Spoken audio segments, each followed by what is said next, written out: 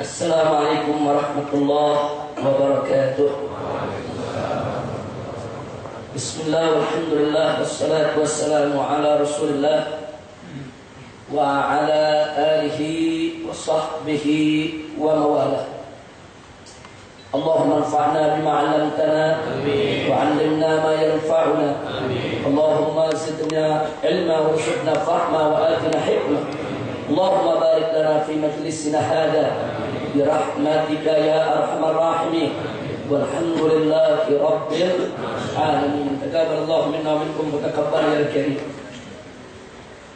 Kepada para habaib, para alim ulama, para kiai, para asatidzah yang sama kita cintai dan sama kita muliakan, wabil khusus segenap pengurus Dewan Pimpinan Pusat Front Pembela Islam, telah hadir bersama kita Ketua Majelis Syuro DPP FPI Kiai Haji Asy-Syaikh Misbahul Anam At-Tirmidzi At-Tijani, begitu juga Sekretaris Umum DPP FPI Kiai Haji Ja'far Siddiq, dan juga hadir yaitu perwakilan dari cabang-cabang FPI. Di sini kita lihat ada yaitu Habib Muhammad bin Shalih Al-Habsyi dari pimpinan FPI Cirebon. Masih ada lagi Kiai Haji Oyok dari Kuningan, dan juga ada Habib Mahdi bin Muhammad bin Ahmad bin Syihab, yaitu pimpinan daripada FPI Sumatera Selatan. Dan hari ini sengaja kita minta beliau datang di majelis kita ini untuk bisa membawakan beberapa qasidah. Karena kalau saya lagi keliling di Palembang, beliau ini dengan kawan-kawan bukan hanya mendampingi dan mengantar, tapi terus membawakan qasidah-qasidah fi madhin Nabi sallallahu alaihi wasallam. Nah, jadi saya minta beliau jangan cuma keliling di Palembang aja bawa qasidahnya, jadi perlu dibawa ke Jakarta juga.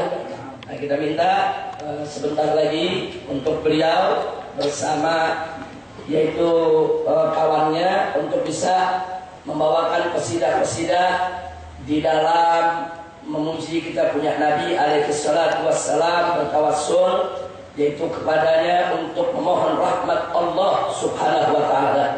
Nah, mudah-mudahan itu akan menjadi sesuatu penyebab untuk turunnya rahmat dan barakah buat kita semua.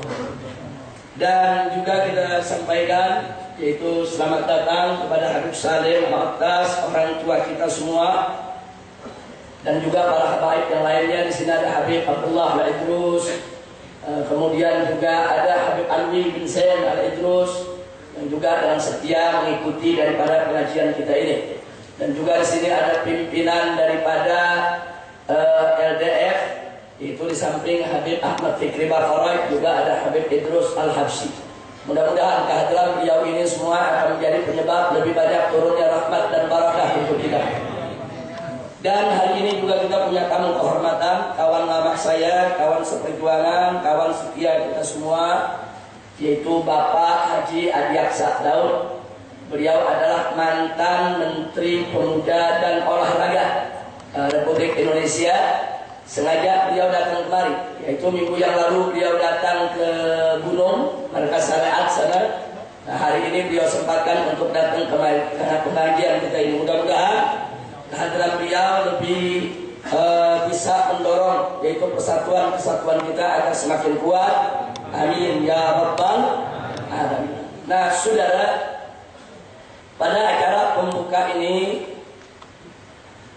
saudara, mari sama-sama terlebih dahulu, baik Anda yang hadir di sini maupun yang sedang mendengarkan siaran langsung radio Silaturahim, untuk sama-sama kita dengarkan qasidah yang akan dibawakan oleh Al-Habib Mahdi bin Muhammad bin Ahmad bin Syihab dari Palembang.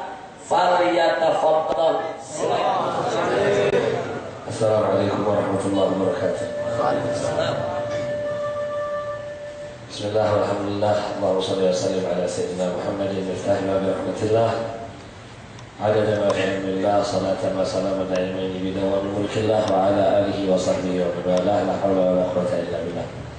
Hadratul habaib, والأساتذة والحاضرين الأعزاء imtithalan lil-amr, semata-mata memenuhi dan melaksanakan perintah dari guru kita Imam Besar Al-Habib Muhammad Rizq bin Husain Syahab. Mudah-mudahan saya dapat berkah dari majelis ini. Sebetulnya di sini banyak munsyid, di sini banyak yang bisa baca sholawat, tapi saya disuruh cari berkah di majelis ini, maka saya dapat. Insyaallah mudah-mudahan qasidah ini dengan lahan atau irama Palembang memang biasa dibawakan di majelis-majelis di Palembang. Kamu mungkin sudah sering kita dengarkan qasidah ziarah Rasul, ya Rasulullah ji'na liziarah qasidina nartaji minka syafa'ah inda rabbil alamin. Dan nanti saya harap juga yang hafal bisa ikut bersama.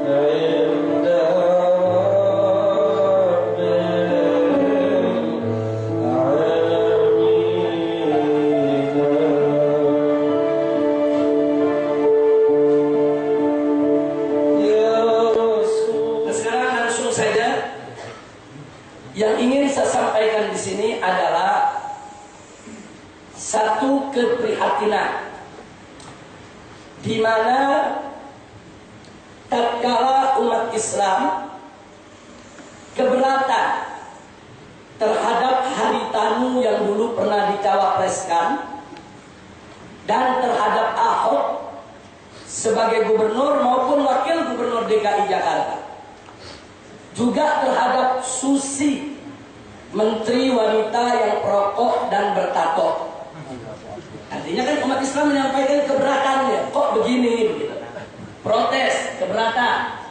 Nah, tiba-tiba muncullah pernyataan-pernyataan nyeleneh yang sesat menyesatkan. Ini yang kita harus clearkan, saudara. Jadi begitu umat Islam protes, kenapa Haritanu dicawapreskan? Ini kan Indonesia mayoritas Muslim, orang Islam nggak boleh dong menjadi pemimpin bangsa ini. Kemudian tatkala Ahok jadi wakil gubernur, bahkan sekarang mau dipaksakan oleh Menteri Dalam Negeri untuk dilantik sebagai gubernur. Umat Islam di Jakarta menolak, nggak boleh begitu dong. Ini mayoritas Muslim, kenapa harus dipaksakan non-Muslim untuk memimpin Muslim? Nah kemudian begitu ada Menteri Perempuan, saudara, perokok, bertato, padahal seumur umur saya melihat menteri laki-laki yang merokok pun itu kalau di konferensi pers nggak merokok, saudara. Ini over betul begitu, depan TV merokok, saudara. Anda tahu, saudara, itu iklan rokok saja, itu dalam undang-undang iklan rokok itu nggak boleh ditunjukkan batang rokoknya. Iklan rokok, baik iklan gambar di baliho, iklan di surat kabar, di majalah, di televisi, tidak boleh menunjukkan batang rokok, apalagi batang rokok itu dinyalakan. Itu undang-undang. Lah kalau seorang menteri merokok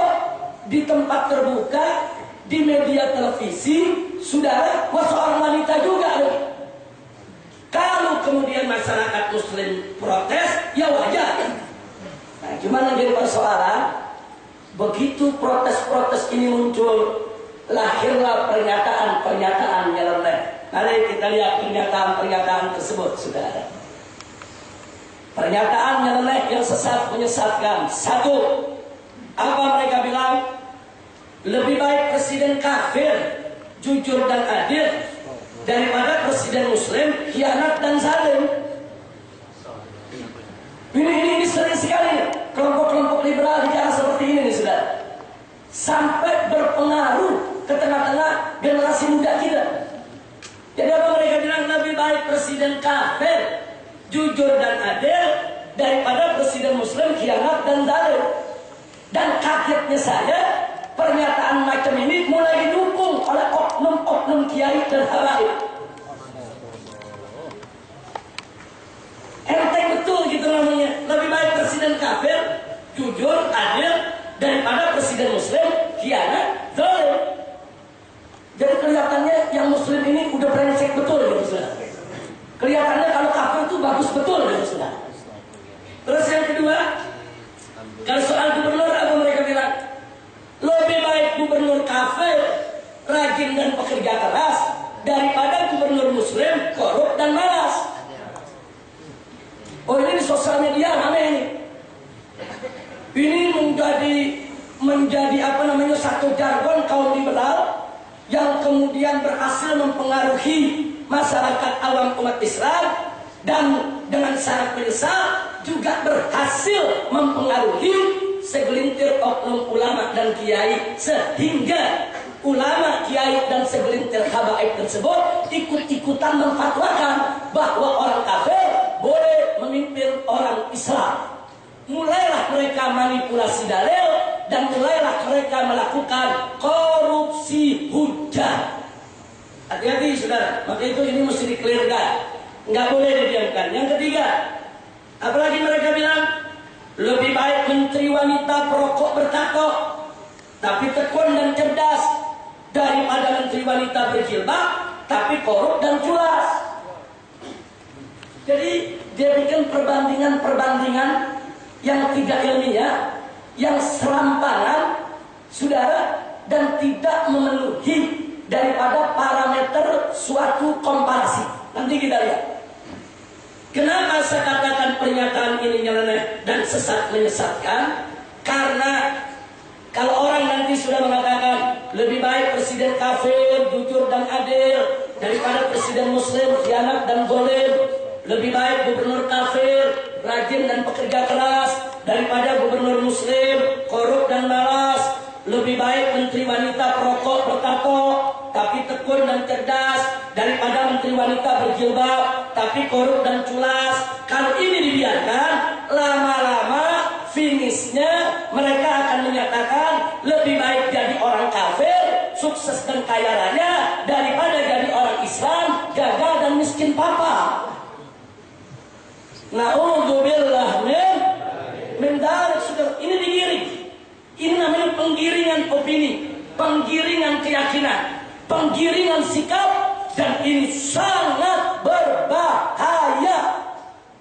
Maka itu saya ingatkan kepada semua pemuda khususnya, dan teristimewanya para ulama dan kiai, entabihu, waspadalah engkau semua, jangan mudah ikut-ikutan. Ittaqullah, takutlah kepada Allah, bertakwalah kepada Allah, haqqa tuqatih, dengan sebenar-benarnya takwa. Jangan ada oknum ulama, oknum kiai, oknum habaib yang membingungkan umat, bahkan bisa menyesatkan umat Islam.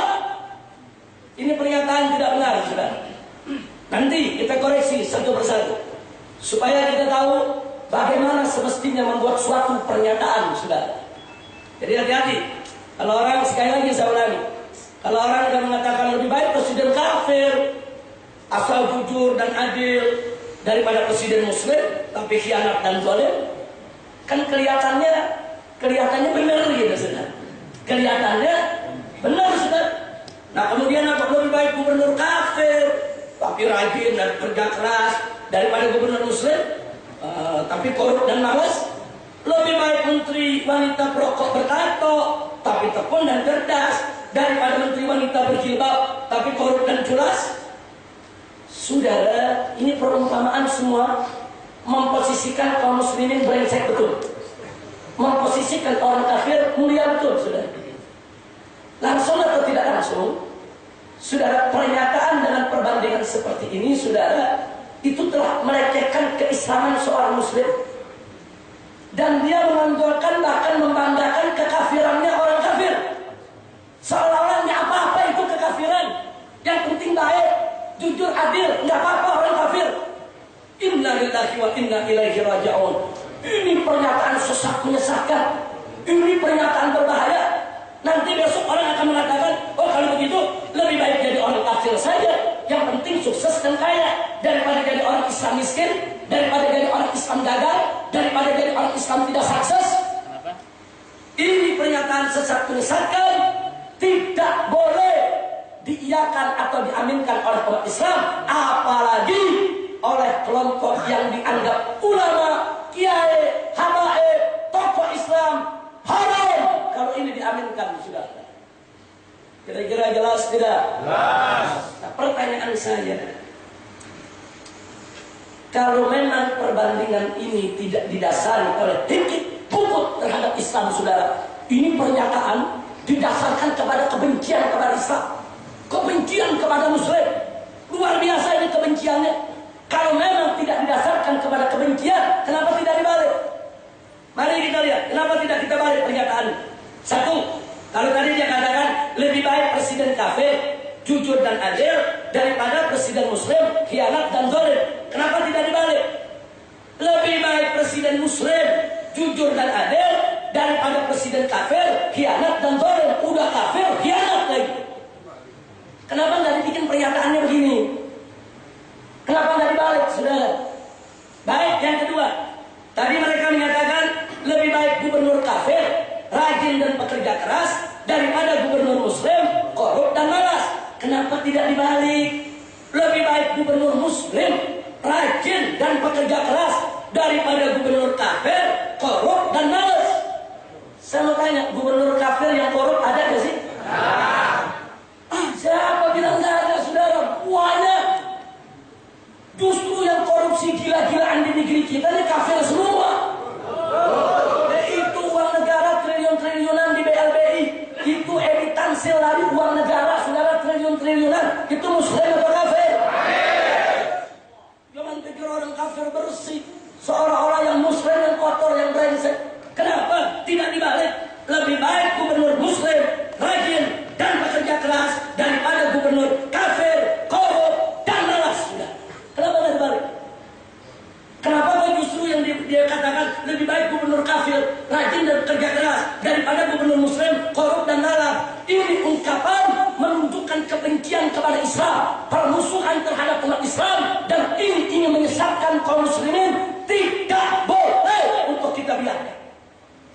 Saya berikan peringatan khususnya kepada oknum-oknum ulama, oknum-oknum kiai, oknum-oknum habaib yang coba-coba memberikan fatwa sesat menyesatkan dan mengatakan orang kafir boleh untuk menjadi pemimpin bagi umat Islam dengan alasan si kafir yang jujur lebih bagus daripada si muslim yang tidak jujur. Anda sudah terpengaruh dengan pemikiran liberal yang menyesatkan kaum muslimin, dan ini tidak akan pernah kami biarkan. Demi Allah, para ulama, para habaib, para kiai yang menjadi warathatul anbiya wajib untuk melindungi akidah umat Islam daripada pernyataan-pernyataan yang sesat menyesatkan, yang bisa merontokkan iman kaum muslimin. Baik, yang ketiga, mereka mengatakan lebih baik menteri wanita perokok bertato tapi tekun dan cerdas daripada menteri wanita berjilbab tapi korup dan culas. Kenapa nggak dibalik? Saya tanya, kenapa nggak dibalik? Lebih baik menteri wanita berjilbab yang tekun dan cerdas daripada menteri wanita perokok bertato yang korup dan culas. Kenapa nggak dibalik, saudara? Jadi ini sengaja pernyataan ini kita balik kita tunjukkan kepada umat. Saya hanya ingin mengorek, sebetulnya pernyataan-pernyataan yang mereka buat didasarkan kepada hengit, buhut, dengki, benci kepada Islam, saudara. Nah, kalau pernyataan ini keluar dari mulut orang kafir, kita nggak kaget. Tapi kalau ini pernyataan keluar dari mulut umat Islam, kita kaget. Kalau keluar dari mulut oknum habib kiai, lebih kaget lagi, saudara. Hati-hati, saudara. Jangan coba-coba terpengaruh, saudara, dengan pernyataan-pernyataan yang nyeleneh, yang sesat dan menyesatkan. Kira-kira jelas tidak? Nah, sekarang kita bicara metodologi perbandingan. Saudara, kalau kita ingin membandingkan dua benda, itu mesti seimbang. Istilahnya apple to apple. Nggak boleh nggak seimbang, saudara. Contoh, mari kita lihat. Perbandingan itu harus apple to apple. Istilahnya begitu, saudara. Maksudnya apa seimbang? Contoh, apel Malang lebih harum daripada apel Thailand. Itu seimbang. Sama-sama buah apel. Jangan Anda menyebut apel Malang lebih harum daripada terasi. Saya mau tanya, ngawur gak ini perbandingannya? Ngawur. Apel sama apel, terasi sama terasi. Umpamanya terasi Indramayu lebih sedap daripada terasi Jakarta. Boleh. Terasi ketemu terasi, apel ketemu apel. Apel dibandingin terasi nggak nyambung. Itu menunjukkan yang bikin perbandingan goblok. Artinya kita kalau bikin perbandingan yang seimbang, saudara. Nah, maka itu kalau ingin perbandingan tadi, mari kita lihat, saudara. Mana lebih baik? Presiden Muslim yang jujur dan adil atau presiden kafir yang jujur dan adil? Nah, kita bikin seimbang nih. Bedanya yang satu Muslim, yang satu kafir. Sama-sama jujur, sama-sama adil. Yang satu kafir, yang satu Muslim. Mana lebih baik? Mana lebih baik? Nah, kalau ingin bandingkan Muslim yang korup, bandingkan juga dengan kafir yang korup. Saudara, mana lebih bagus? Muslim yang korup apa kafir yang korup? Dua-duanya sama-sama jelek nih. Dua-duanya sama-sama jelek. Cuman Muslim yang korup masih lebih bagus, masih ada Islamnya, saudara. Ya, jadi jangan kita ngawur. Jadi kalau bandingin apel sama apel, terasi sama terasi, minyak wangi sama minyak wangi, kotoran sama kotoran. Jangan dibalik. Kira-kira jelas tidak? Maka itu kita mesti katakan lebih baik presiden Muslim jujur dan adil daripada presiden kafir jujur dan adil. Walaupun tuh kafir jujur dan adil, orang yang Muslim ada yang jujur dan adil kok.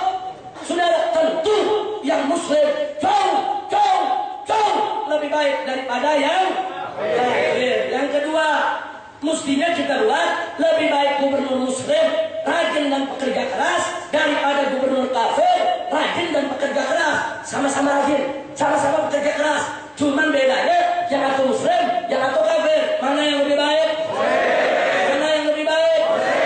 Baik. Yang ketiga, saudara, lebih baik menteri wanita berjilbab, tekun dan cerdas daripada menteri wanita perokok bertato. Tekun dan cerdas, sama-sama tekun, sama-sama cerdas.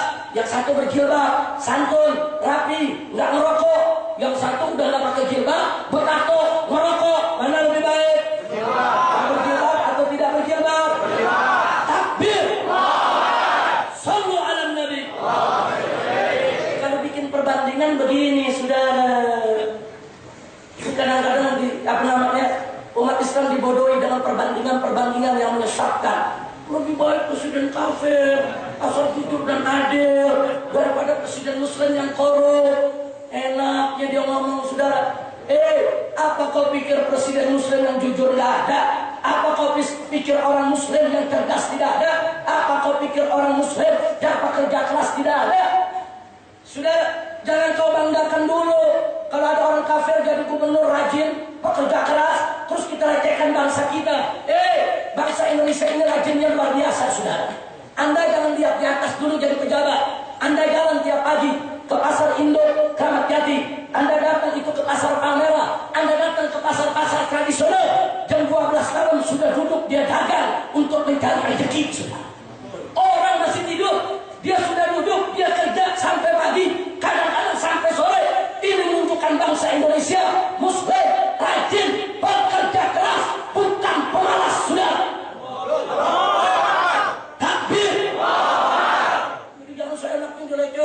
untuk gubernur rajin. Lu pikir orang Islam malas semua, goblok?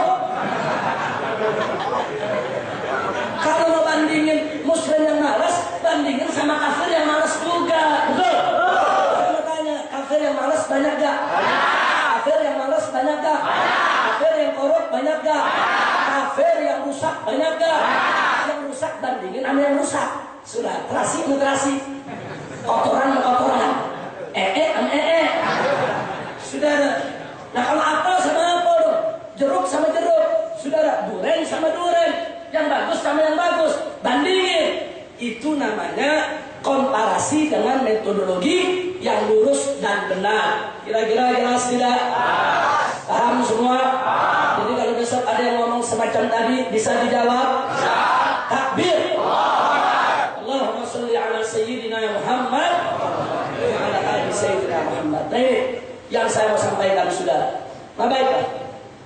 Berikutnya, saudara, sebelum kita lanjutkan nanti, saya hanya ingin ingatkan bahwa Front Pembela Islam bersama Gerakan Masyarakat Jakarta sudah sepakat, seia, sekata, dan sejalan bahwa kami akan berjuang untuk melengsarkan Ahok secara konstitusional.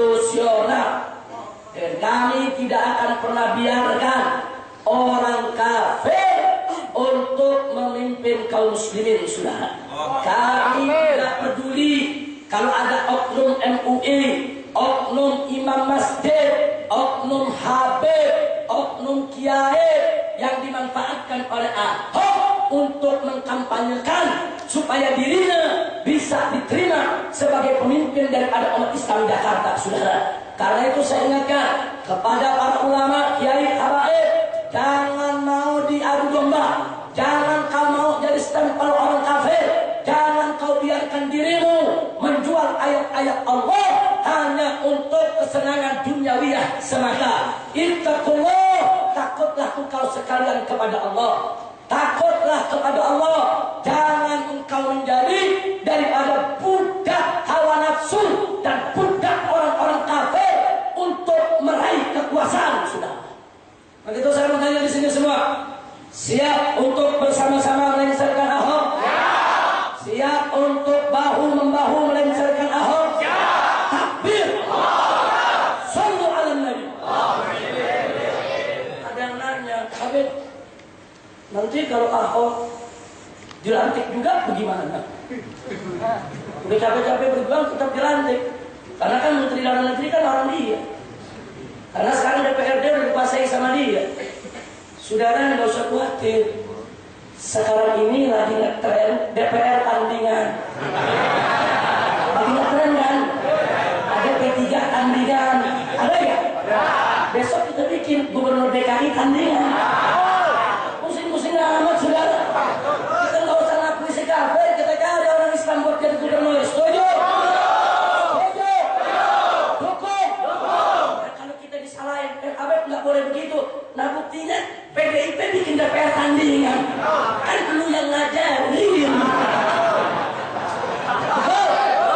Sekarang mereka yang ngajarin, kita ikutin. Setuju? Setuju? Sekarang P3 lagi kisruh. Abah mbah Maimun Zubair turun mau mendamaikan. Dia di domba. Tahu-tahu Menteri Hukum, saudara, dan PDIP ini mensahkan kelompok yang satu. Akhirnya kelompok yang satu dengan kelompok yang ini yang tadinya mau didamaikan nggak jadi, pecah. Dia di domba. Jadi kan PDIP yang ngajarin. Ini Haris kan mau guru sama PDIP. Jadi kalau dia bisa bikin DPR tandingan, dia bisa bikin P3 tandingan, besok kita bikin Gubernur DKI. Siap? Siap ikut? Siap angkat gubernur sendiri? Takbir! Shallu ala Nabi. Polisi bilang, Habib itu melanggar hukum, mesti ditangkap. Lu tangkap dulu tuh PDIP semua. Yang ternyata bikin DPR tandingan. DPR itu lembaga tinggi negara, saudara. Dijamin oleh konstitusi. Kalau polisi, saudara, ingin menggugat atau ingin meneliti atau ingin menyidik atau ingin menyelidik adanya gubernur DKI tandingan, tangkap dulu semua anggota DPR RI yang membuat DPR tandingan. Mereka melawan ini, saudara. Jadi nggak usah khawatir, calonnya udah disiapin, tenang aja. Tenang sahabat, tinggal diumumin aja. Nggak usah khawatir, calonnya udah ada, saudara. Amin ya Rabbal. Pokoknya calonnya mesti kiai Betawi, udah gitu aja. Cinta sama persatuan Islam, setuju? Setuju? Mudah-mudahan ntar calon gubernurnya datang kembali. Amin. Ya Rabbal. Nah itu yang saya sampaikan saudara. Jadi jangan khawatir. Nah baiklah, setelah panjang lebar apa yang sudah saya sampaikan barusan, maka berikut ini sekedar mengingatkan. Tolong DPP FPI dicatat kembali sebaran dalil Qur'ani tentang haramnya orang kafir memimpin umat. Kami targetkan supaya selebaran itu bisa mencapai puluhan juta lembar, supaya diberikan bukan hanya untuk masyarakat Jakarta, tapi ke seluruh Indonesia. Kenapa? Sebab banyak daerah-daerah umat Islam yang tidak ngerti kalau orang kafir nggak boleh jadi pemimpinnya umat Islam. Nah di situ kami cantumkan ayat-ayat Al-Quran satu persatu yang tidak mengizinkan umat Islam untuk mengangkat orang kafir sebagai pemimpin. Jadi dalam majelis ini saya tidak ingin bacakan satu persatu lagi, tapi saya minta tolong DPP FPI untuk mencetak lebih banyak, dibagikan ke seluruh masyarakat. Dan saya minta jamaah yang sudah dapat selebaran tersebut tolong diperbanyak sebagai andil jihad Anda di dalam menyampaikan yang hak kepada masyarakat. Dididik. Dan bagi mereka yang tidak mendapatkan selebaran, silakan buka web FPI www.fpi.org.id atau buka web pribadi saya www.habibrizek.com. Riziknya dalam ZIEQ. Jadi silakan Anda buka. Di sana ada dalil Qur'annya lengkap dengan ayat dan terjemahnya. Anda boleh print out, Anda perbanyak, bagi-bagi ke seluruh umat Islam, supaya mereka tahu. Jadi nanti di hadapan Allah, di pengadilan Allah, kita bisa menyampaikan kepada Allah, qad addainal wajib. Ya Rabb, kami sudah laksanakan kewajiban. Soal berhasil dan berhasil itu urusan Allah. Fa idza azamta fatawakkal 'ala Allah. Innallaha yuhibbul mutawakkilin. Nah itu yang saya sampaikan. Nah baiklah, mari kita lihat sepintas saya. Setelah itu kita akan dengarkan tausiah dari para tokoh dan guru-guru kita. Dari Al-Quran tentang haramnya orang kafir memimpin umat Islam. Satu, di dalam Al-Quran ada beberapa ayat yang melarang menjadikan orang kafir sebagai pemimpin. Antara lain surat Al-Imran ayat 28 dan surat An-Nisa ayat 144 dan surat Al-Maidah ayat 57. Secara eksplisit dalam ayat-ayat tersebut Allah Subhanahu wa taala melarang menjadikan orang kafir sebagai pemimpin. Yang kedua, di dalam Al-Quran juga ada larangan menjadikan orang kafir sebagai pemimpin, walaupun si kafir itu kerabat kita sendiri, saudara. Walaupun itu ayah kandung kita, walaupun itu saudara kandung kita, walaupun itu anak kandung kita, tapi kalau dia kafir, nggak boleh kita jadikan sebagai pemimpin, saudara. Silakan baca surat At-Taubah ayat 23 dan surat Al-Mujadilah ayat 22. Yang ketiga, Al-Quran bahkan melarang menjadikan orang kafir sebagai teman setia. Jangankan jadi pemimpin, jangankan jadikan pelindung, saudara, jadikan teman setia nggak boleh. Teman biasa silakan, tapi teman setia, tempat kita menyimpan rahasia, haram, nggak boleh, saudara. Silakan Anda baca surat Al-Imran ayat 118 dan surat At-Taubah ayat 16, saudara. Al-Quran melarang saling tolong menolong dengan orang kafir yang sekiranya akan merugikan umat Islam.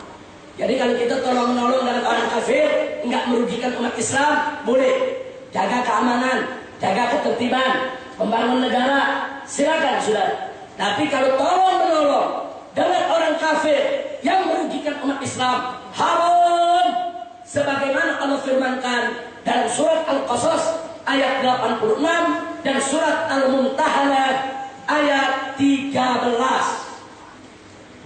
Kemudian yang kelima, Al-Quran juga melarang mentaati orang kafir untuk dia menguasai kaum muslimin. Gak boleh.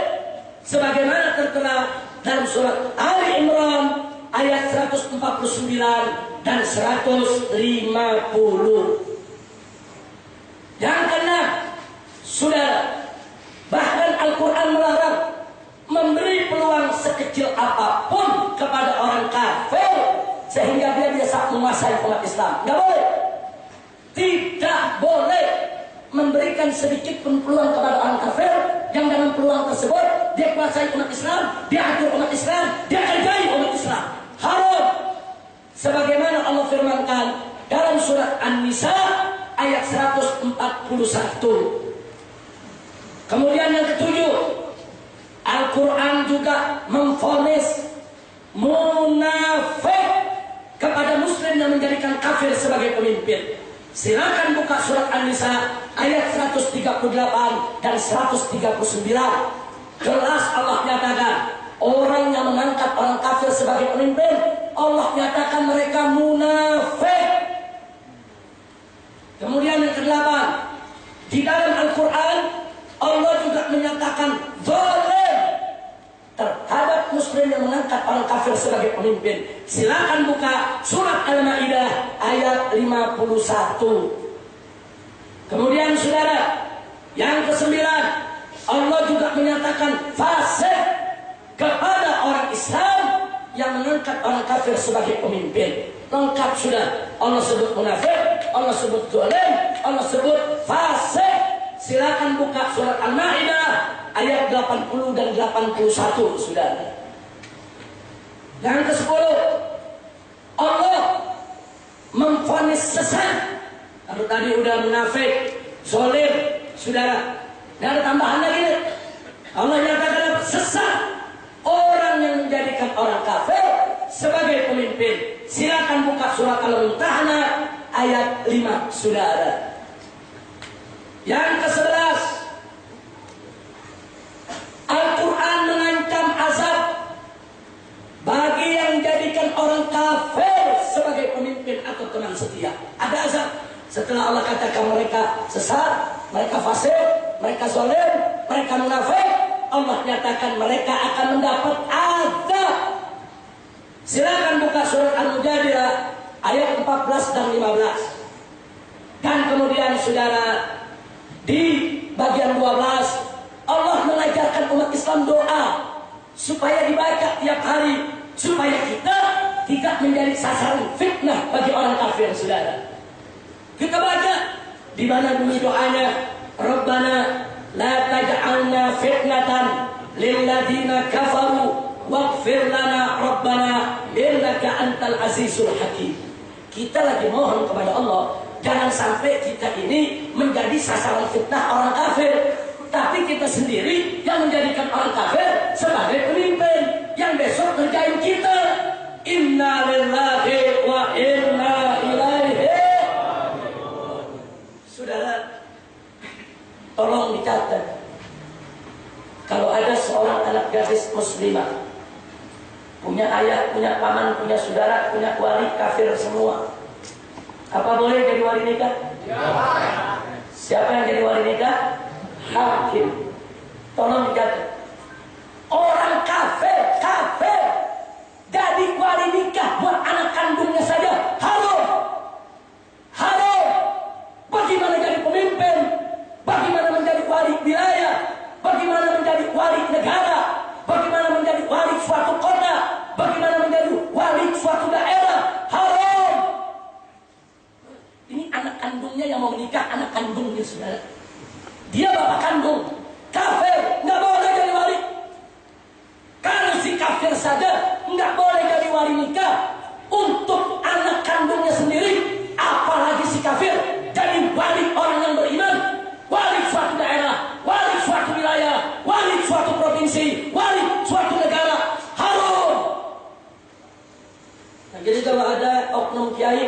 Habib, saudara, yang seenaknya mengatakan orang kafir boleh jadi pemimpin bagi orang beriman.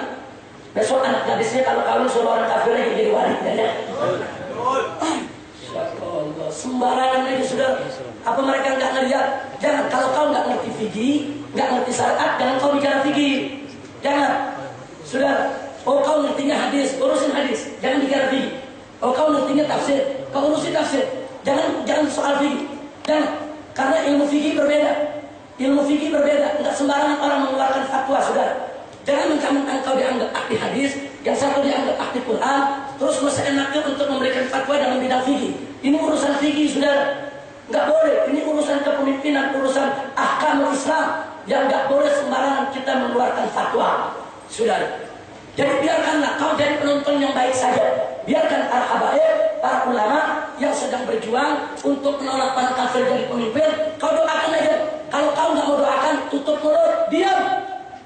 Ini udah nggak ngedukung, nggak ngedoain, malah ngebela si Ahok. Inna lillahi wa inna ilaihi raji'un. Begitu kepada DPP FPI, tolong. Ini yang tadi kita sudah tayangkan, tolong diperbanyak. Dan jamaah juga silakan, mendapat selebarannya diperbanyak, bagi-bagi. Kesian umat Islam, saudara. Kesian umat Islam. Mereka di bawah banyak nggak ngerti, mereka di bawah banyak nggak tahu kalau orang kafir itu nggak boleh jadi pemimpinnya orang Islam. Kesian mereka tidak tahu, kesian mereka tidak ngerti. Yuk mari sama-sama kita berjuang untuk memberikan pemahaman kepada mereka. Insya Allah. Nah, penutup dari saya, saudara. Ahok mengumpulkan kiai-kiai, ustaz-ustaz di balai kota. Kemudian Ahok curhat. Kemudian mulailah dia bicara. Udah gitu yang jadi jubirnya kiai lagi sudah. Artinya kiai itu ngomong kepada wartawan, kata Ahok begini, kata Ahok begini. Jadi artinya kiai jadi jubirnya Ahok. Apa kata Ahok? Ya, kalau saya nggak dapat hidayah, jangan salahkan saya. Hidayah itu kan dari Allah. Kalau saya nggak dapat hidayah, jangan salahkan saya. Ini kalimat kurang ajar. Saudara, Allah Maha tahu Ahok nggak dikasih hidayah. Mungkin kalau masuk Islam cuma buat motor-motorin Islam doang. Nah kan Allah Maha tahu, sudah. Dan kalau besok Allah tahu dia manfaat buat Islam, mungkin Allah akan kasih dia hidayah untuk masuk Islam. Tapi kalau Allah tahu ini cuma buat motorin umat Islam, mau ngapain masukin Islam? Jadi jangan intervensi urusan Allah Subhanahu wa Ta'ala, sudah. Terus Ahok bilang, ya saya kan mau berusaha untuk cari hidayah, tapi saya ke masjid nggak boleh. Sekarang saya jadi wakil gubernur, mau ke masjid ditolak sama pengurus masjid. Ya jelas ditolak dong, kafir. Tapi jangan dulu, ya kalau saya ditolak, kapan saya dapat hidayah? Jadi jangan salahkan saya juga kalau saya nggak dapat hidayah. Saudara, dia jangan bersilat lidah. Kalau betul dia mau cari hidayah, kalau betul dia ingin menelusuri hidayah, kalau betul dia mau cari kebenaran, nggak mesti dengan ke masjid, saudara. Dia bisa mendengarkan ceramah-ceramahnya Ahad Jin yang lembut. Dia bisa mendengarkan ceramah-ceramahnya Ustaz Arifin Ilham yang santun. Dia bisa mendengarkan ceramah-ceramahnya Ustaz Yusuf Mansur, saudara, yang bisa menggugah. Kasetnya bebas dijual di mana-mana, di YouTube gratis untuk didengar, saudara. Kalau dia mau dengar tentang Islam, bisa tidak? Bisa. Apa mesti ke masjid? Tidak. Kenapa kau nggak dengar? Kenapa nggak telusuri? Kenapa kau nggak cari? Dasar ini kutil babi. Pakai nyala-nyalain Allah, saudara. Gak ada Allah Maha tahu. Kalau Allah lihat besok bahwa si Ahok itu manfaat masuk ke dalam Islam, Allah akan kasih dia hidayah, saudara. Tapi kalau Allah Maha tahu, ini kalau masuk Islam cuma buat motor-motor umat Islam, nambah-nambahin gemuk, ini Islam, saudara. Allah nggak bakal kasih hidayah. Insya Allah. Kira-kira jelas tidak? Nah kemudian dia ngomong lagi, saya heran itu FPI Islam apa sih yang dibela? Nah untuk menjawab ini yang saya menjadikan penutup arahan saya. Alhamdulillah, saudara Ahok dan seluruh pejabat negara Republik Indonesia serta seluruh anggota dewan baik di pusat sampai ke daerah, dengarkan baik-baik. Alhamdulillah, front pembela Islam, bukan Po Antwi. Tolong dicatat, FPI bukan Po Antwi. Saya ulangi sekali lagi, FPI bukan Po Antwi. Kalau Anda mau tahu apa siapa Po Antwi, Anda buka Google, Anda tulis POH AN TUI TUI. Di sana akan Anda lihat siapa itu Po Antwi, saudara. Jadi nanti Anda pulang, Anda boleh lihat siapa itu Po Antwi, saudara. Tidak, saya tidak masukkan tidak sempat saya masukkan kemari, saudara. Siapa itu Po Antwi, saudara? Po Antwi ialah Laskar Cina Kafir Indonesia yang dibentuk oleh penjajah Belanda. Dulu Belanda waktu menjajah membentuk Laskar Cina, orang-orang kafir yang setia kepada Belanda. Tugasnya mengambil upeti dari petani-petani pribumi. Tugasnya memeras rakyat-rakyat pribumi, saudara, untuk diambil kekayaan yang disetorkan ke Belanda. Tugasnya kalau ada pribumi yang menantang, bunuh. Maka itu Anda buka dalam sejarah bagaimana Po Antwi membunuh pribumi Muslim di Jawa Timur, di Pekalongan, bahkan di Jakarta, di wilayah Glodok Kotak sana, sudah dibunuh pribumi Muslim oleh mereka. Buka, saudara, dan tolong diingat, begitu Belanda lari dari Indonesia, mereka ikut Jepang.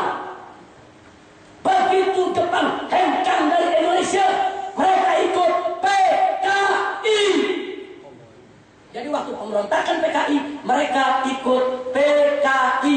Mereka bunuh ulama, mereka bunuh kiai, mereka bunuh masyarakat pribumi. Nah, pertanyaan saya, kenapa pemerintah Republik Indonesia tidak memasukkan Po Antwi dalam sejarah kemerdekaan Indonesia? Kenapa PKI disebut pengkhianatan? Kenapa pengkhianatan Po Antwi tidak dicantumkan, tidak diceritakan? Kenapa? Cina kafir di zaman Belanda, mereka membentuk Laskar Cina Indonesia untuk membantai pribumi. Ini adalah fakta sejarah. Dan tolong dicatat, Westerling, saudara, begitu membantai umat Islam di Makassar, begitu dia berada di Jakarta dan di Jawa Barat, dikejar oleh tentara Indonesia, saudara. Tapi akhirnya Po Antwi yang meneruskan Westerling lewat Sanford, Jakarta Utara, Ancol, saudara. Dulu disebut Sanford, saudara. Dari sana diselundupkan Westerling, dilarikan dengan pesawat kecil untuk menuju Singapura, saudara. Cina kafir pengkhianat, Westerling itu pembantai umat Islam Indonesia. 50.000 pemuda Makassar dibantai oleh Westerling. Ternyata Po Antwi, Laskar Cina Indonesia di zaman penjajahan Belanda membantu Westerling. Dan Po Antwi ikut melakukan teror di Jawa Barat, sudah melakukan penculikan dan pembunuhan. Dan tolong catat, di tahun 1945 begitu Bung Karno dan Bung Hatta mendeklarasikan kemerdekaan Indonesia, Po Antwi di Sumatera Utara berontak, sudah. Cina di Medan angkat senjata, nggak mau masuk NKRI. Po Antwi di wilayah Belaraja, Tangerang berontak, saudara, nggak mau mereka masuk NKRI. Akhirnya, saudara, umat Islam marah, terjadi perang di Belaraja. Berapa banyak Cina Laskar kafir yang dibunuh oleh masyarakat, saudara. Ini sejarah. Saya mau tanya, di pelajaran sejarah kemerdekaan Indonesia di sekolah ada nggak? Kenapa disembunyikan? Kenapa disembunyikan?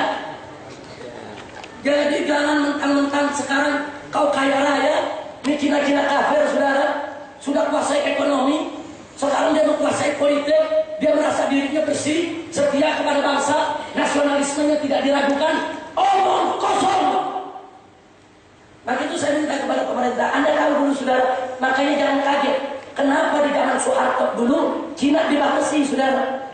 Nggak boleh sembarangan untuk jadi pejabat, karena Soeharto paham mereka banyak mengkhianati Republik, membantu membantu Belanda, membantu Jepang, membantu PKI, saudara.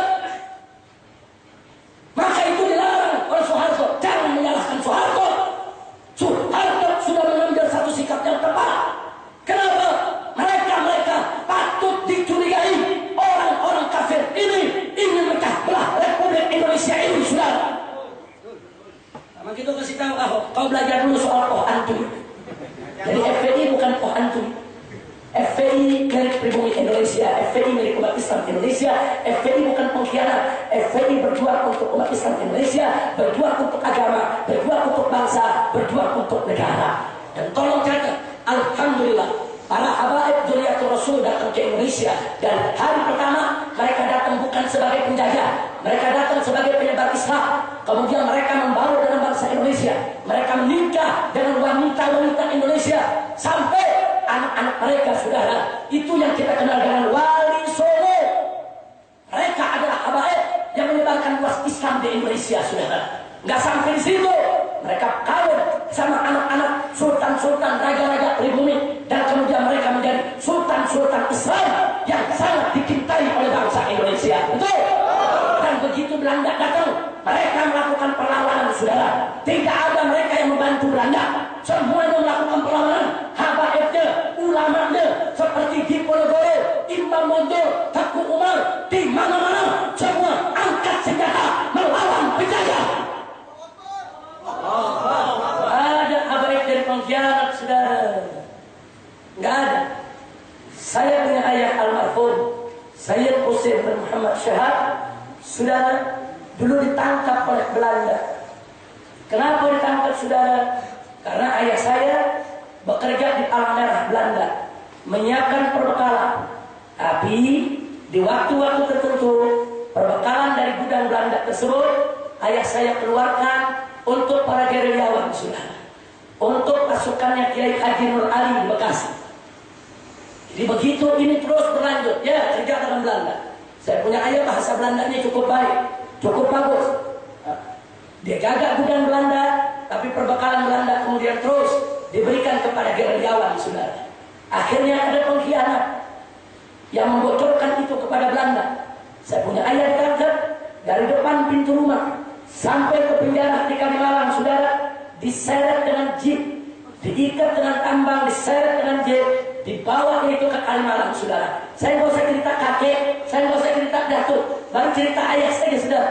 Ayah kami bukan pengkhianat, berjuang melawan Belanda, saudara, berjuang membela para gerilyawan, saudara. Akhirnya divonis hukuman mati. Begitu hendak dihukum mati, saudara, semua pasukan gerilyawan Kiai Haji Nur Ali, siapa yang tidak kenal? Ulamanya Bekasi, ulamanya Betawi, ulama yang menjadi pejuang, ulama yang menjadi pahlawan nasional, saudara. Beliau kerahkan itu gerilyawan-gerilyawan untuk menyerbu itu penjara yang dari dalam juga berontak, saudara. Dan akhirnya berhasil seluruh tahanan melarikan diri di malam itu, saudara. Dan ayah saya begitu lari tertembak bagian pantatnya, luka, menyeburkan diri ke Kalimalang Bekasi, diselamatkan oleh para gerilyawan Kiai Haji Nur Ali, dan akhirnya cacat seumur hidup. Jalannya pincang karena tembakan di bagian pantatnya, saudara. Jadi artinya saya cuma mau kasih tahu, saudara, kami beda dengan Poh Antui. Kami bukan Poh Antui.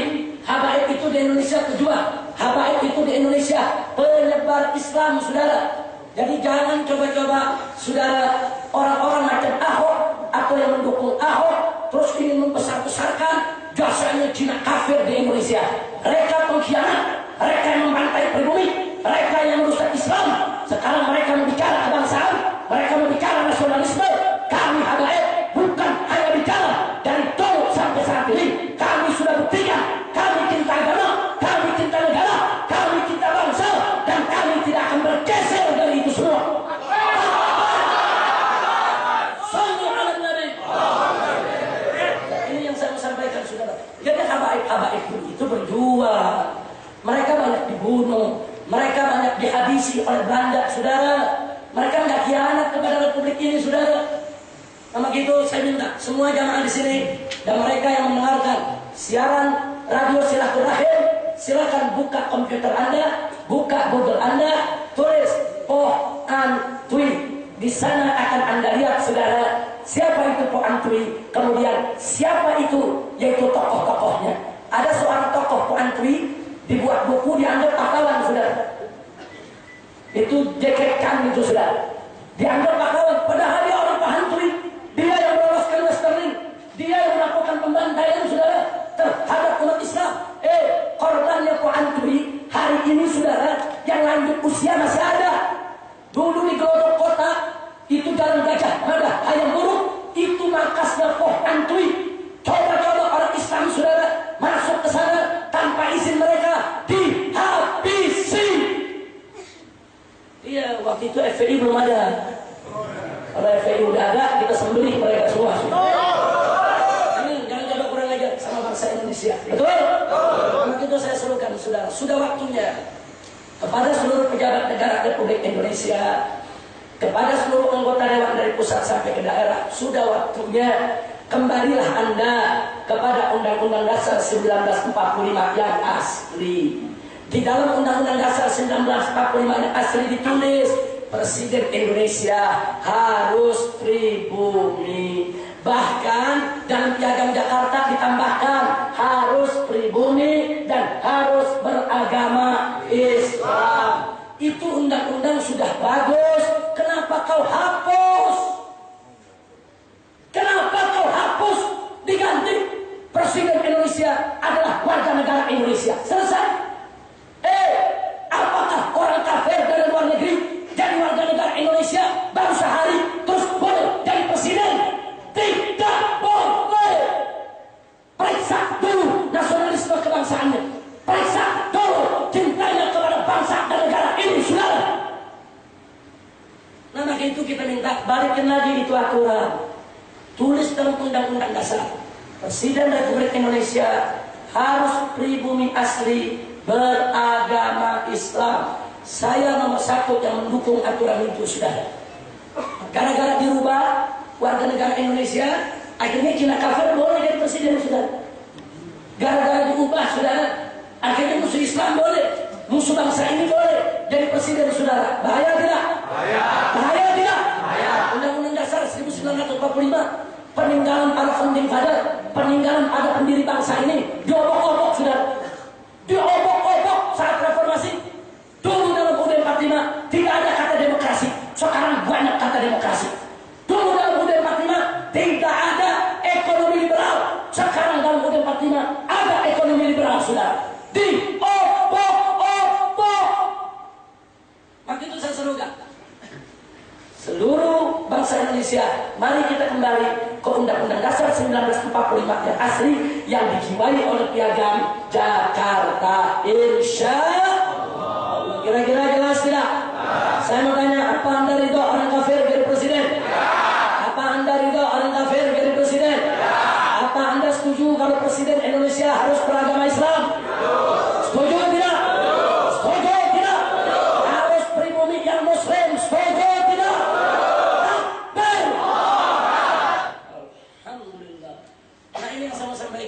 Jadi Ahok jangan sok pahlawan, jangan sok bersih. Jangan. Kau lihat dulu sejarahnya. Jangan-jangan kau punya bapak dulu ikut Po Antwi juga. Jangan-jangan kau punya kakek ikut Po Antwi. Periksa dulu, saudara. Hati-hati. Dulu zaman Soeharto ikut PKI, periksa ke bawah, saudara. Ada nggak pamannya PKI? Ada ya kakek bapaknya PKI? Karena PKI dianggap khianat kepada negara. Nah, kalau PKI dianggap khianat kepada negara, dimasukkan dalam pelajaran kurikulum pendidikan di sekolah, Po Antwi itu khianat kepada negara, saudara. Khianat kepada negara, khianat kepada bangsa, saudara. Dia bunuh pribumi, dia bantu Belanda, dia bantu PKI. Kenapa tidak disebutkan dalam sejarah Indonesia? Po Antwi wajib untuk masuk dalam kurikulum bangsa Indonesia, biar bangsa Indonesia tahu sejauh apa, sebesar apa pengkhianatan yang dilakukan oleh Cina kafir terhadap Republik Indonesia, saudara. Dan ingat, bahkan sampai Cina Muslim mereka aniaya, saudara. Kalau ada Cina masuk Islam, ada Cina ikut Islam, ada Cina anti Belanda, oh dimusuhi sama Po Antwi, saudara.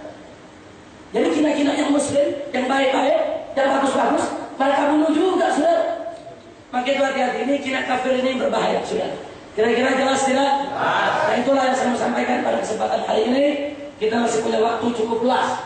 Nah, kita minta di sini beberapa tokoh kita untuk bisa menyampaikan itu dari saudara kita Al-Muhtaram Al-Mukarram Bapak Ustaz Haji Adi Aksa Daud, mantan Menteri Pemuda dan Olahraga kita. Takbir. Sallu ala Nabi. Assalamualaikum warahmatullahi wabarakatuh. Alhamdulillahilladzi arsala rasulahu bil huda wa dinil haq liyudhhirahu 'ala dini kullihi wa kafa billahi shahidah. Asyhadu an la ilaha illallah wahdahu la syarika lah wa asyhadu anna Muhammadan abduhu wa rasuluhu la nabiyya ba'dah. Allahumma shalli wa sallim wa barik ala sayyidina Muhammad wa ala alihi wa ashabihi ajma'in amma ba'd. Yang saya cintai dan saya hormati serta saya banggakan Habib Rizik Syihab. Minggu lalu saya datang mengaji kepada beliau di Puncak dan pagi ini saya datang ke sini, tapi subhanallah semangatnya tetap luar biasa ya. Kaget-kaget juga saya gitu. Kayak pengajiannya judulnya pengajian Ahok. Insya Allah apa yang disampaikan oleh Habib Rizik saya kira memang menjadi keprihatinan umat Islam. Tapi saya barangkali pesankan kepada ikhwah untuk kalau melakukan aksi demo tidak anarkis. Jangan sampai kita dibetul-betulkan ya kan, dianggap bahwa itu anarkis. Tapi alhamdulillah mudah-mudahan kita doakan Habib Rizik insya Allah tetap sehat walafiat. Insya Allah kalau ada masalah-masalah keislaman, Habib Rizik selalu tampil di depan. Insya Allah ini juga gara-garanya Ahok sendiri. Ini melalui radio saya ingin sampaikan, mudah-mudahan Ahok juga dengar. Ketika Ahok berbicara kalau FPI punya golok, gue punya golok. Kalau FPI punya pasukan, gue juga punya pasukan. Sebagai seorang pemimpin itu salah besar. Jadi kalau hari ini orang minta dia ganti, itu karena kekasaran dan karena omongannya yang terlalu arogan saya kira. Nah kita sampaikan saja aspirasi kita dalam bentuk demo, tapi mohon jangan anarkis insya Allah. Dan saya yakin dan percaya insya Allah mudah-mudahan Allah senantiasa bersama orang-orang yang ikhlas berjuang dengan Allah. Untuk itu saya sampaikan, dan saya juga menggarisbawahi apa kata-kata Habib Rizik tadi, disampaikan juga sebuah hadis pada saya bahwa nanti di akhir zaman akan datang suatu masa di mana layak labaqabit minal Islam ila ismuhu. Islam tinggal namanya saja. Layak qabidal Quran ila rasmuhu. Di mana Islam, di mana Quran tinggal huruf-hurufnya saja. Masalah jauh amiratun. Masjid mereka megah-megah, besar-besar. Wahiyya kharaban minal huda, tapi kosong dari hidayah. Hadis ini mauquf sampai Sayyidina Ali bin Abi Thalib radhiyallahu anhu. Dan yang terakhir katanya ulamahum syarrun man tahta anis salam. Ketika itu ulama mereka sejelek-jelek makhluk di kolong bumi. Tahruju fitnah wa fihim ta'ud. Fitnah keluar dari mulut mereka dan kembali kepada mulut mereka. Nah, tadi sudah diperingatkan oleh Habib tentang orang-orang yang mencari dalil-dalil untuk mensahkan. Dan mudah-mudahan insya Allah sesuai dengan para pendiri Republik ini, itu kan ada Pancasila. Sila keempat itu kalau kita renungkan dengan baik, ternyata dahsyat itu. Saya pernah dengar ceramah Habib Rizik kalau tidak salah, BPUPK itu isinya kiai-kiai gitu, para kiai-kiai. Dan saya baru tadi terharu mendengarkan ayahanda Aba atau Abi daripada Habib Rizik ini seorang pejuang luar biasa, sampai cacat karena ditembak oleh Belanda karena membela Indonesia. Jadi rasa nasionalisme dia, rasa kebangsaan beliau ini tidak bisa dilakukan lagi.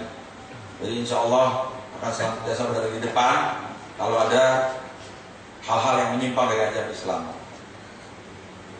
Para pendiri Republik ini ada namanya yang disebut dengan Pancasila yang kita ketahui sebagai dasar negara kita. Yang sila keempat itu adalah kerakyatan yang dipimpin oleh hikmah kebijaksanaan dalam permusyawaratan perwakilan. Ternyata mereka sangat arif. Mereka mengatakan bahwa rakyat ini perlu dipimpin, tapi dipimpin oleh siapa? Oleh hikmah. Orang-orang yang punya hikmah. Kalau dia punya hikmah, maka dia akan bijaksana dalam permusyawaratan, dalam perwakilan. Mau dia di DPR, mau dia di MPR, mau dia di eksekutif, legislatif, dia akan bijaksana. Tapi dengan syarat pemimpin itu harus orang yang punya hikmah. Hikmah itu dari mana? Ya jelas dari Allah Subhanahu Wa Taala. Allah berfirman dalam Al-Baqarah, "Yu'til hikmah ma yasha, wa may yu'tal hikmah faqad utiya khairan katsiran." Siapa yang Allah kasih hikmah, maka dia akan memperoleh kebaikan yang banyak. Jadi sesungguhnya the founding fathers kita menjadi bangsa ini mengharapkan pemimpin kita itu orang yang punya hikmah. Artinya orang yang dekat pada Allah. bijaksana dalam perbuatan, mau dia di eksekutif, mau dia di legislatif, mau dia di mana saja, dia tidak akan terjadi yang namanya bikin tandingan itu, tandingan ini. Dia tidak perlu berebut kekuasaan, tidak perlu. Kenapa? Karena dia tahu itu bahwa kekuasaan dia akan kembali kepada Allah. Dan ketika dia jadi menteri, jadi presiden, mau jadi lurah, mau jadi camat, ini semua karena Allah. Tidak akan pernah ada rasa sombong sedikit pun dalam diri dia. Dan insya Allah dia tidak pernah akan makan uang haram. Karena dia tahu makan uang haram itu akan menjadi darah daging dari anak-anak kita. Alhamdulillah saya percaya Allah pernah menjadi Menteri Pemuda Olahraga Menpora, memporak-porandakan itu selama 5 tahun. Selama 5 tahun, tapi karena doa-doa para ikhwah sekalian, doa juga Habib Rizik, alhamdulillah saya selamat dari segala tantangan, halangan, hambatan dan hambalang. Allah menjaga itu. Oleh karena itu perlulah berkawan dengan para ulama seperti Habib Rizik dan Habib-habib yang hadir di sini sekalian. Kalau kita dekat pada mereka, insya Allah doanya juga akan dijabah Allah. Orang ada teman yang bilang, Pak Diak saya dekat ya sama Pak Habib Rizik. Dekat ya Pak. Wah jangan dekat Pak, nanti Bapak disorot. Biarin. Mau disorot apaan ya kan? Hidup saya juga udah nggak tahu berapa lama lagi. Kenapa saya mesti jauh-jauh mau berpura-pura? Orang saya berguru sama beliau. Kan begitu. Orang beliau hak walaupun namuran, katakan yang benar walaupun pahit. Kan begitu. Radio kan kemana-mana. Biarin insya Allah. Jadi amal saya kan begitu. Walaupun tadi saya sini mau ngaji gitu kan, tapi pengajiannya pengajian yang dahsyat punya.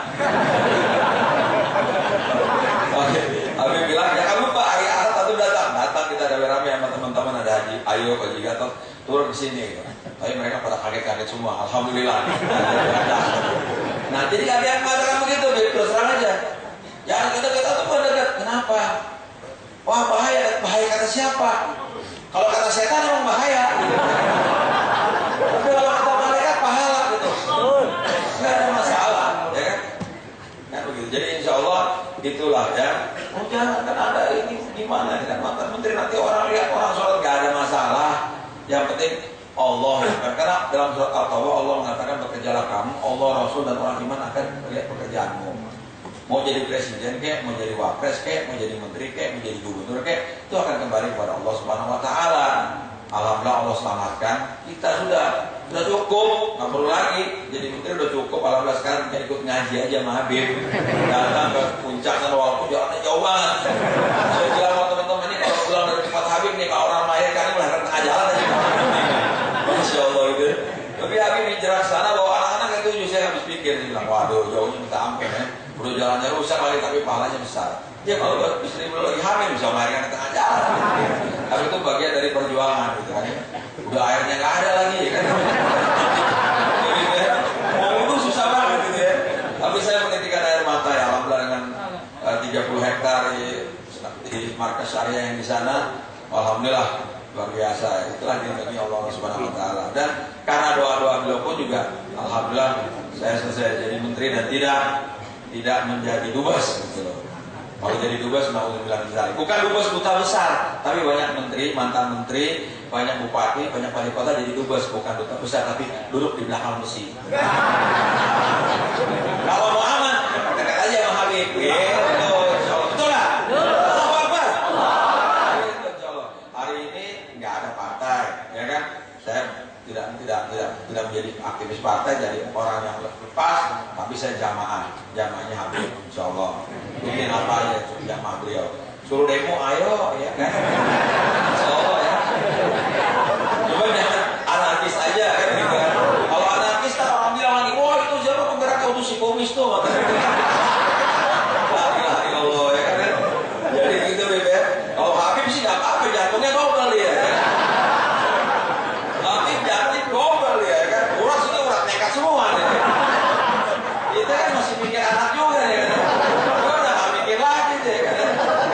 Malah urusannya langsung doa dari Allah Subhanahu Wa Taala ya kan. Kita minta doa belum tentu diterima lagi doa kita kan. Kalau doa dia insya Allah udah diterima langsung, insya Allah dijabah. Jadi ya itulah kira-kira. Jadi insya Allah mudah-mudahan panjang umur sehat walafiat. Dan ini memang hak kita kok. Betul tadi kata Abu Husain. Jadi artinya hak umat Islam mau kita mayoritas beragama Islam, kita pemimpin yang muslim, itu juga kembali lagi kepada mulutnya Pak Ahok sendiri. Ketika dia menantang-nantang kan, kalau orang mau punya golok, kok punya golok, kalau punya pasukan, kan itu kan arogan. Sebenarnya salah. Kalau dia diam-diam aja gitu, aku kemarin datang ke sini dialog sama Habib Rizik gitu kan, mungkin orang agak berubah-ubah dikit, nggak keluar tuh poh hantu itu kan, ya kan? Tapi kan begitu digalakin itu Habib digalakin sama suruh loh. Bangunin macan tidur namanya, salah sendiri kan begitu. Jadi saya juga ya udah mau diapain ya kan gitu kan.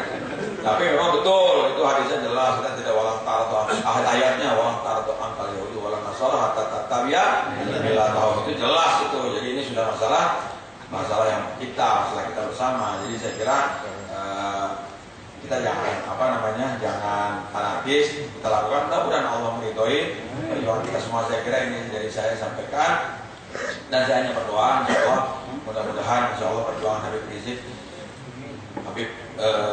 Syihab ini diridhoi Allah Subhanahu wa taala habaib yang lain. Karena tadi beliau juga bilang awas kalau ada kiai, ada habaib yang bikin pernyataan. Karena tidak semua habaib yang di sini yang ngumpul yang benar-benar juga, ada juga habaib yang lenceng-lenceng, ya kan ya. Itu betul itu. Nah ini nih habaib ini KW1. Nah ini repotin. Banyak sekarang yang beredar, justru habaibnya KW2. Nah ini yang beredar banyak nih. Ini yang repot nih ya kan gitu. Oleh karena gitu, kalau mau cari habaib habaib yang benar, yang asli datang ke sini ke Bakas Syariah. Misalnya kumpul para habib yang benar di sini, pakai itu, ya kan? Kalau mau cari KW2 kita cari aja lah banyak. Saya kira begitu aja dari saya. Ya kalau yang dengerin di radio, ya udah alhamdulillah dengerin aja lah, ya kan ya. Teman-teman semua, insya Allah yang mau turun. Di sini juga ada sahabat saya nih. Oh baru datang. Forum Umat Islam Indonesia. Saya kenal beliau ini dari dulu, dari mulai mahasiswa ya Mas ya. Saya udah sampai beliau jadi kiai. Udah bisa jalan dari saya sekarang. Dulu bareng diskusi awal-awal dulu.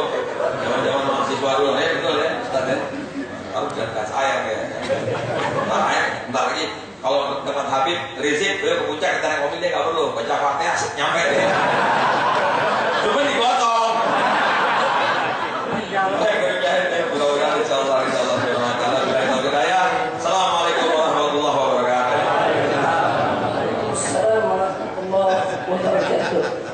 Terima kasih kepada akhirnya Al-Fadil Al-Sadaul Hafizahullah Ta'ala. Doakan agar beliau panjang umur, taat dan ibadah, sehat dan afiat. Amin ya rabbal alamin. Nah saudara, sebagaimana yang beliau amanatkan tadi, itu juga merupakan amanat kita semua. Aksi tanggal 10 November harus kita perjuangkan sebagai aksi yang damai, tenang, tanpa kekerasan. Jadi semua pihak harus menjaga betul, jangan sampai terprovokasi. Siap aksi damai? Siap. Takbir. Cuman ada kendala ini Pak Diaksa ini. Ini laskar-laskar punya prinsip. Biasanya kan orang kalau kasih arahan jangan terpancing, begitu kan? Kalau laskar nggak begitu, kalau dipancing, dia tolong pancing-pancingan.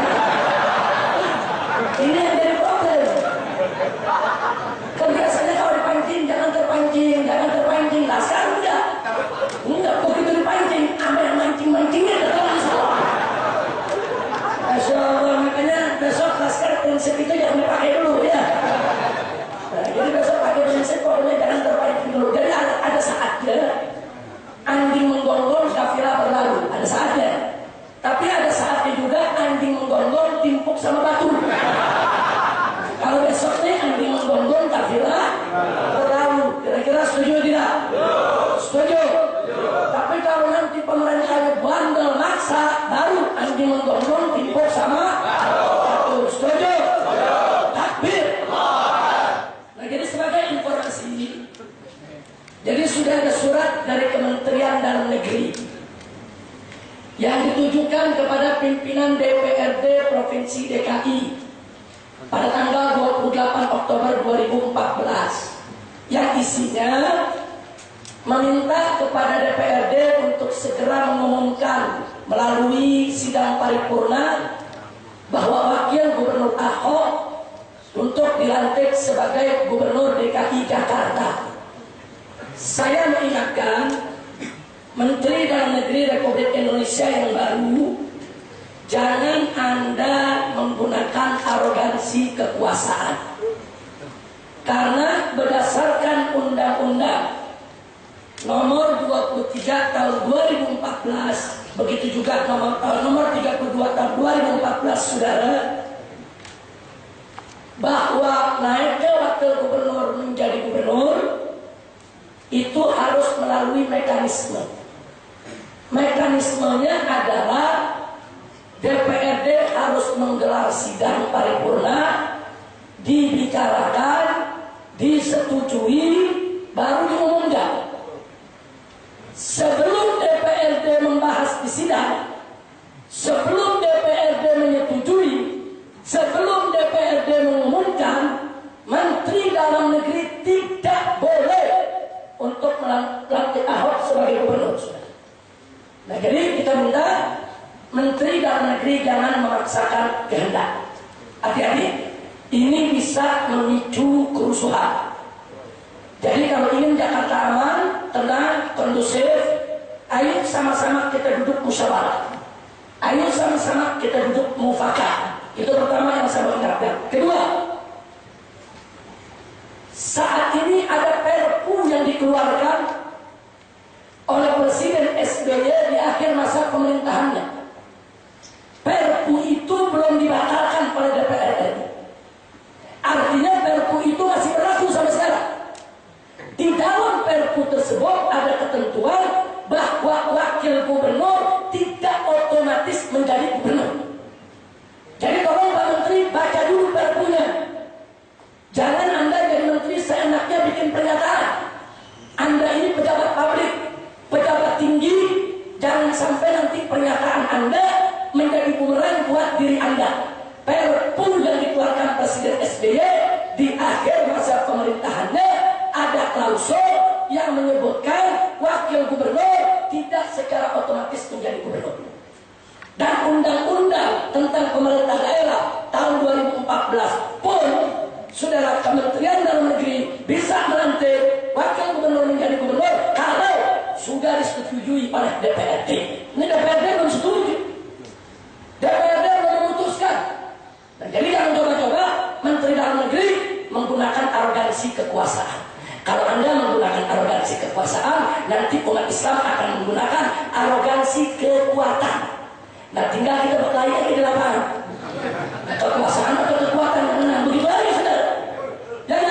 Jangan mancing-mancing umat Islam. Jangan mancing-mancing umat Islam. Kami ingin menurunkan Ahok secara konstitusional. Kalau Anda ingin membela Ahok, silakan bela secara konstitusional. Nanti kita adu konstitusi. Ada Mahkamah Konstitusi, ada Mahkamah Agung, ada jalur judicial review, ada jalur PT UN. Nah, jadi artinya jangan Anda menggunakan arogansi kekuasaan. Hargai umat Islam sebagai warga mayoritas daripada ibu kota DKI Jakarta. Dan saya serius, saya nggak main-main. Kalau pemerintah memaksakan kehendak menggunakan arogansi kekuasaan, jangan salahkan kami kalau kami nanti akan membentuk pemerintah tandingan di Jakarta. Kami bentuk Pemda tandingan, ada gubernurnya, ada wakil gubernurnya. Kami tidak akui itu Pemda yang ada di Jakarta.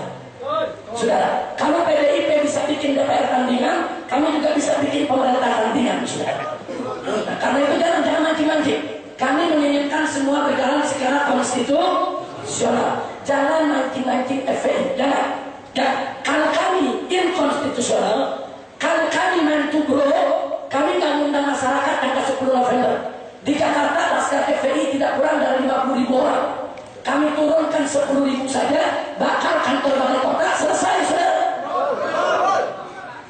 Itu kalau kami ingin kerusuhan, itu kalau kami ingin kekacauan, itu kalau kami ingin inkonstitusional.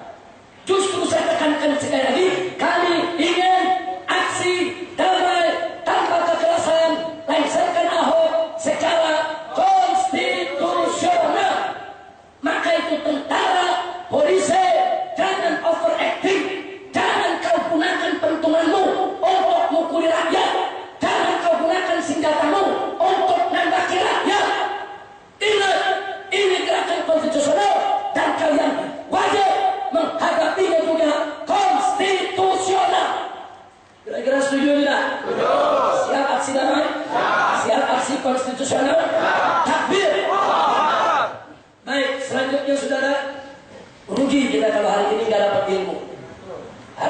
cendekiawan kita yang hadir, dosen guru besar di UIN, yaitu Akhina Al-Fadil Sayyidil Mahbub Al-Habib Ali bin Hasan Al-Bahar MA. Falyatafaddal.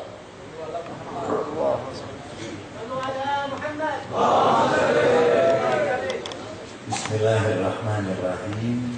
Assalamualaikum warahmatullahi wabarakatuh.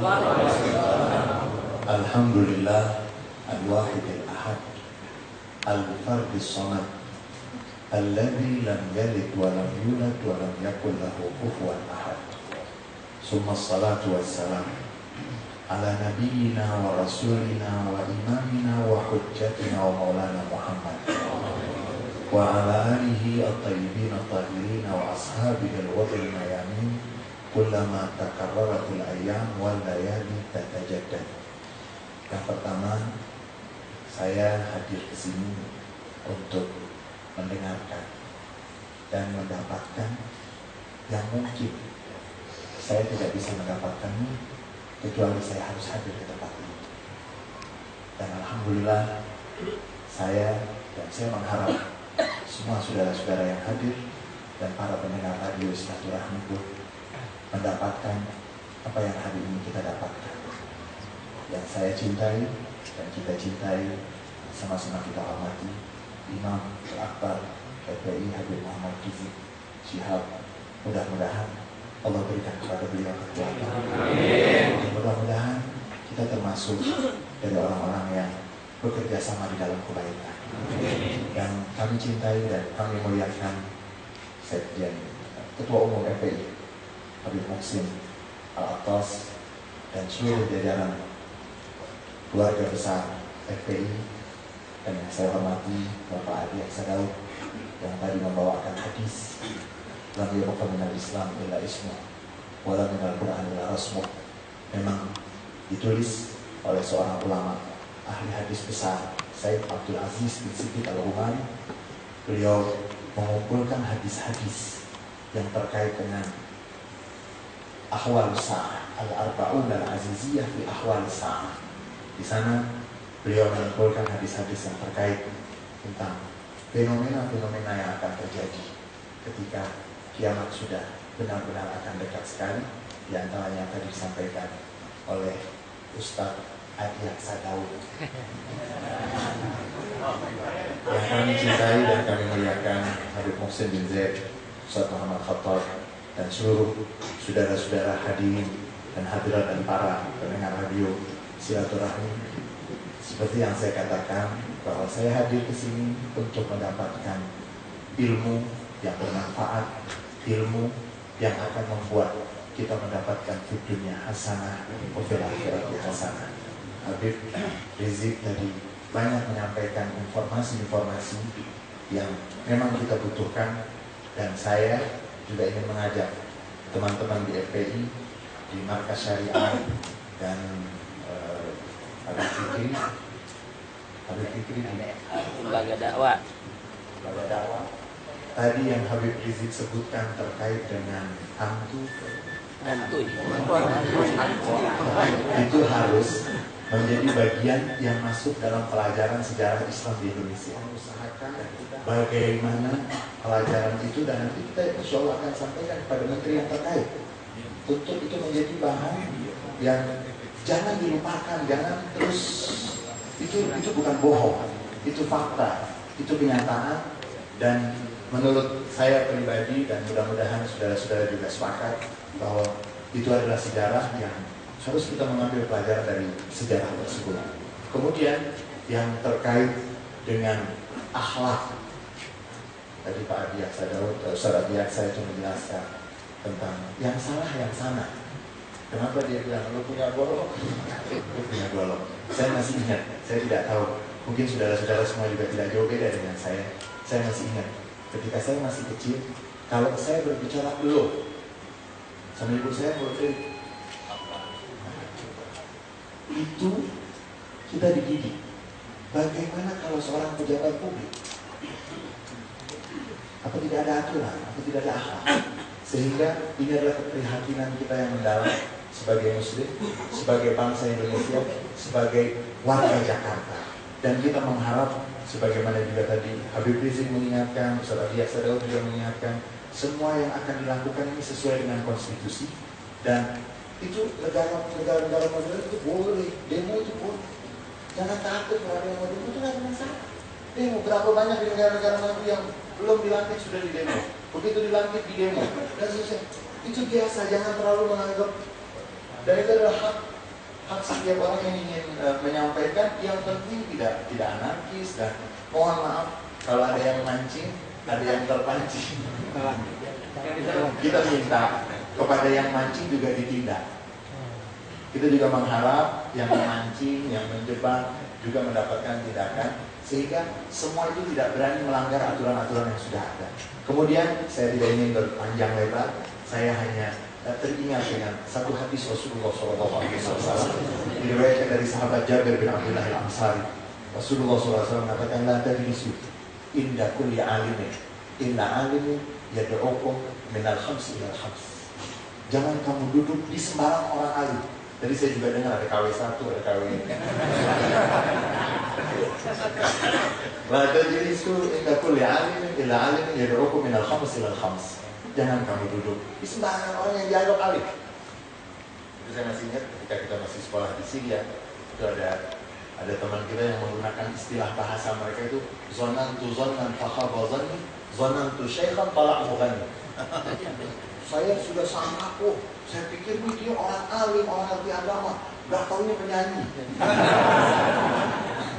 La tajlisu inda kulli alimin ila alimin yad'ukum minal khams ilal khams. Jangan kamu duduk ke sembarangan, tapi duduklah di situ yang orang alim yang akan mengajak kamu dari 5 menuju 5. Silanya juga 5. Min khams ilal khams, min asyak ilal yakin. Kalau kamu duduk di situ, kamu datang dalam keadaan ragu. Jika kamu duduk dengan orang alim tersebut, kamu mendapatkan keyakinan. Min asyak ilal yakin. Hari ini mungkin ada yang ragu, nggak paham apa yang diinginkan oleh FPI dan nggak mengerti apa yang dikerjakan oleh FPI. Tapi kalau dia datang, dia mendengarkan, insya Allah dia pindah. Min asyak ilal yakin. Dan ulama yang benar, kita datang dalam keadaan ragu, pulangnya kita mendapatkan yakin. Kemudian minar riya ilal ikhlas. Dari riya mau pamer, mau datang dari rumah masih membawa riya, begitu duduk di situ, pulangnya mendapatkan keikhlasan. Kemudian yang ketiga, minat takabbur, minat kibri ila tawadhu. Dari sombong, pulang dari majelis tersebut menjadi orang yang tawadhu. Sombong, pulangnya menjadi seorang yang tawadhu karena mendapatkan apa-apa yang diberikan oleh seorang alim tersebut. Kemudian Nabi Muhammad SAW mengatakan yang keempat, minar raghbati ila rahbah. Dari cinta kepada dunia menjadi takut akan akhirat. Kita, siapapun kita, pasti akan datang satu kesempatan kita ditanya oleh Allah Subhanahu wa Ta'ala. Majelis ulama yang baik, ketika kita datang mungkin masih membawa cinta kepada dunia, tapi begitu kita keluar dari tempat itu atau berada di tempat itu, sudah ada rasa takut akan hari akhirat. Dan saya harus menyampaikan penghormatan saya kepada Habib Rizik dan keluarga yang saya dengar langsung, yang saya tahu langsung, sebagaimana yang tadi Ustaz Adi Aksadau mengatakan, jantungnya Habib Rizik, keluarganya, istri beliau, putri beliau, menantu beliau, semuanya beliau kerahkan. Dan itu mengingatkan kita dengan hari Asyura, bagaimana Sayyidina Husain bin Ali bin Abi Thalib, putra dari Fatimah binti Rasulullah SAW, yang berjuang bukan hanya sendiri, semuanya dibawa. Dan itu semuanya karena tidak cinta dengan dunia, takut bagaimana nanti menghadap kepada Allah Subhanahu wa Ta'ala kalau tidak ada yang dipersembahkan. Lalu akhirnya Rasulullah SAW hadis tersebut mengatakan yang kelima dan yang terakhir, minal adawati ilal mahabbah, minal adawati ilal nasrah, dari permusuhan menjadi saling mencintai. Dan saya pribadi dan selalu saya menyuarakan, kita umat Islam terutama dan seluruh masyarakat Indonesia secara umumnya, kita harus sering-sering silaturahmi untuk kita menukar informasi sehingga tidak ada salah paham di antara kita, tidak ada salah juga di antara kita, sehingga majelis yang baik yang kita datang mungkin masih ada permusuhan, tapi pulang dari tempat itu kita membawa cinta dan menebarkan cinta. Dan akhirnya saya teringat ketika Habib Rizik tadi mengatakan, ada yang mengatakan kenapa FPI seperti itu. Kemudian tadi juga sudah dijelaskan banyak, memang banyak yang tidak setuju, banyak saya rasa yang tidak setuju mungkin belum paham. Sehingga kita mengharap radio silaturahmi bisa menjadi saluran yang akan membuka, karena banyak yang tidak paham, apalagi yang hantu-hantu tadi.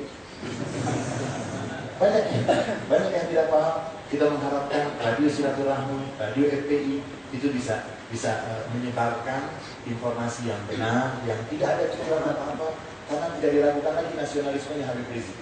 Dan ketika berbicara nasionalisme tadi, saya teringat di salah satu peristiwa hari Asyura, pimpinan Hizbullah Said Hasan Nasrullah itu beliau menyampaikan bahwa banyak diplomat di Libanon, pejabat-pejabat Libanon yang datang kepada saya minta Hizbullah melucuti senjatanya.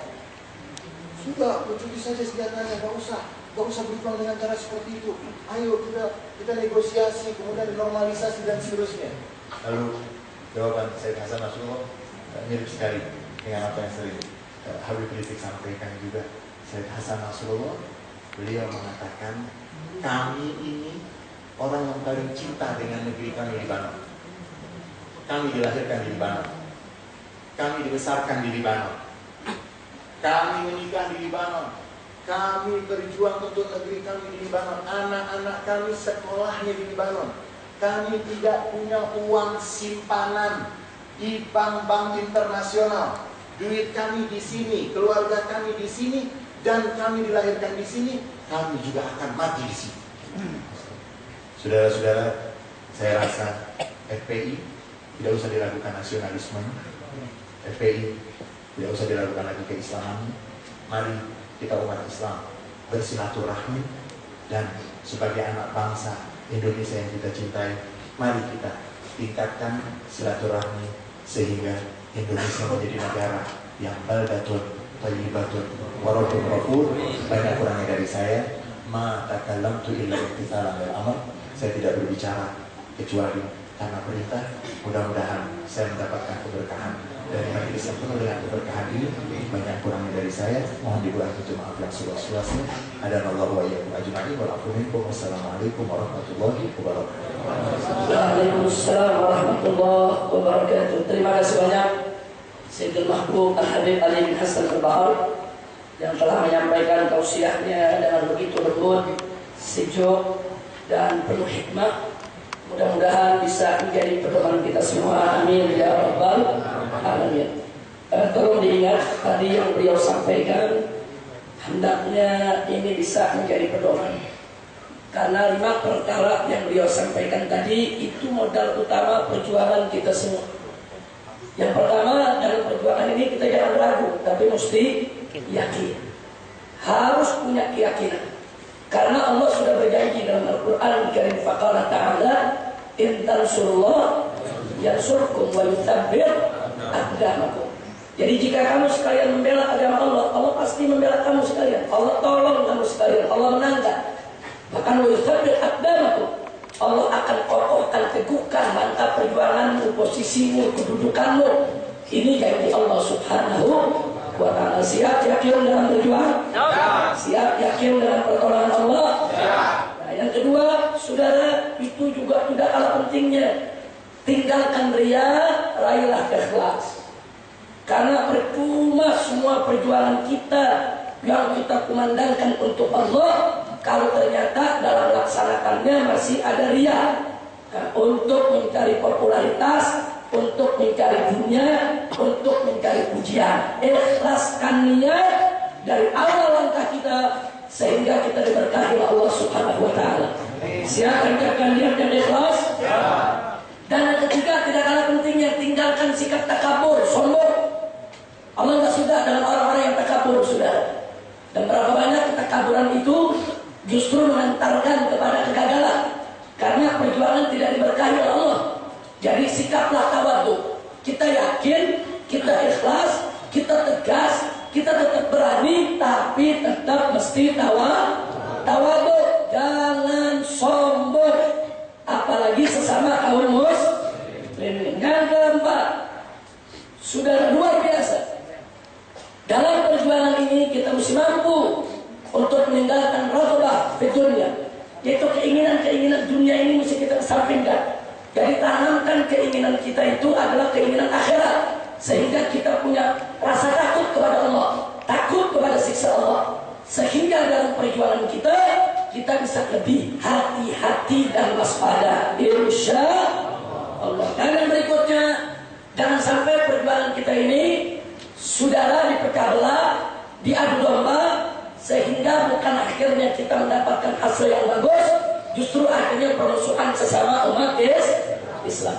Jadi adalah mesti kita singkirkan, suhbah, perkawanan, pertemanan, pergaulan yang baik sesama umat Nabi Muhammad Sallallahu Alaihi Wasallam harus kita tinggalkan. Mudah-mudahan. Terima kasih banyak kepada Habib Ali bin Hasan Al-Bahar. Jazakallahu